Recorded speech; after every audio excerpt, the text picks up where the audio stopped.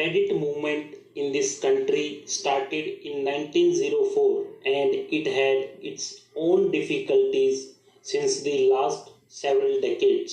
The main problem regarding cooperative credit has been that it has been untimely and inadequate.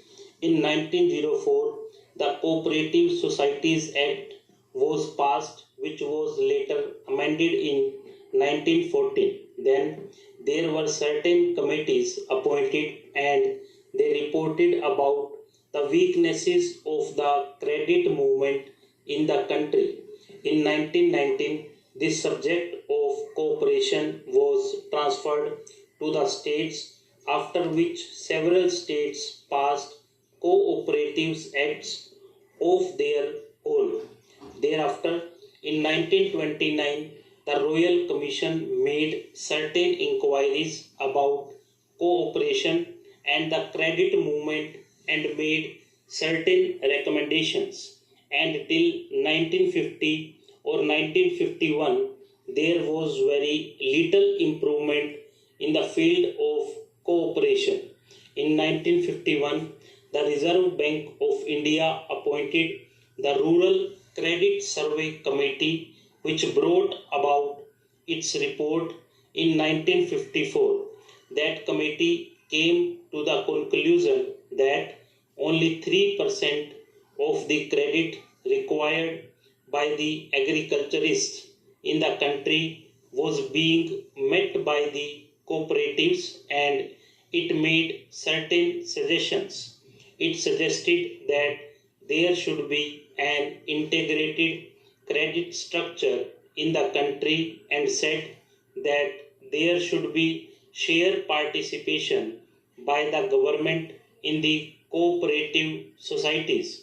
It suggested that the government should take shares in the cooperative societies so that the cooperative movement can get strength through government participation.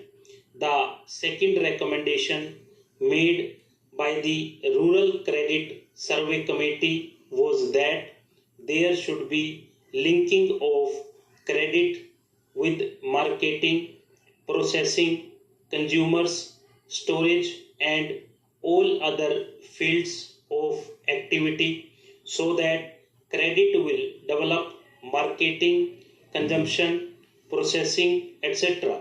Yet another recommendation was that there should be a training program for the non-officials. The fourth recommendation and the most salient one was that there should be a three-tier structure of credit. There should be cooperative societies at the lower level, then there should be district banks, and then the apex banks, and that all the three should be interlinked. These recommendations were accepted by the Government of India.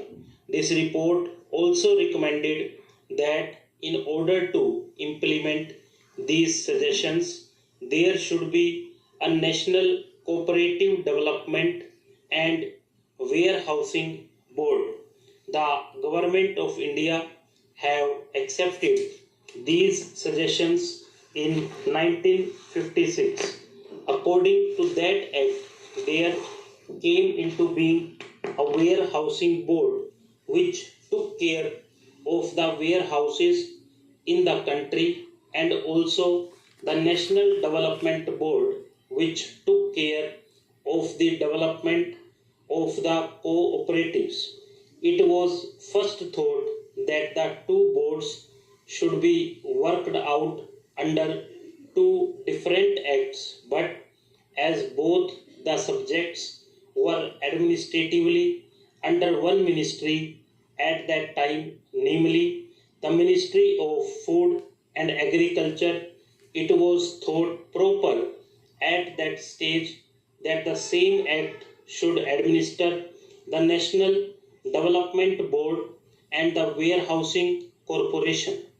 Thereafter, a separate Department of Cooperation was created and attached to the Ministry of Community Development, now called the Ministry of Community Development, Panchayati Raj and Cooperation, and it was decided by the government in 1960 that there should be two separate acts, one for Cooperative Development Board and the other for warehousing. In one of the papers submitted by the Ministry of Food and Agriculture, on the basis of which the presidential order to create the Department of Cooperation was passed, it was suggested that these two bodies should be administered separately, and that is why we have now come before Parliament with this National Cooperative Development Corporation Bill.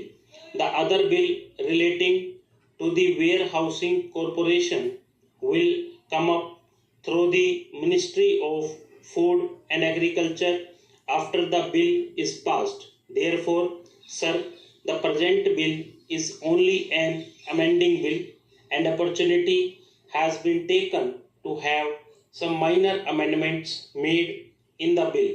Firstly, the original act covered only agricultural produce, and agricultural produce had been defined in that act. And now, besides agricultural produce, any notified commodity is also being included. If government wants to include any commodity for which Parliament is competent to legislate, it can notify that commodity and apply the provisions of this measure to that commodity. In that case, we will not have to come to Parliament again and again. Any commodity which is in the concurrent list and for which Parliament can legislate can be notified by government for the application of these provisions. The second amendment is about the functional committees. In the present act, there is no provision for functional committees. Now, this corporation has to deal with credit, processing, marketing, consumers, and all these types of items in order to boost up the cooperative movement. We found that there was a lacuna, and therefore we have suggested a provision to have functional committees. It is only an enabling provision, and after this bill becomes act, we will have functional committees regarding credit, processing, consumers, etc. Then there was no power of delegation. Stop.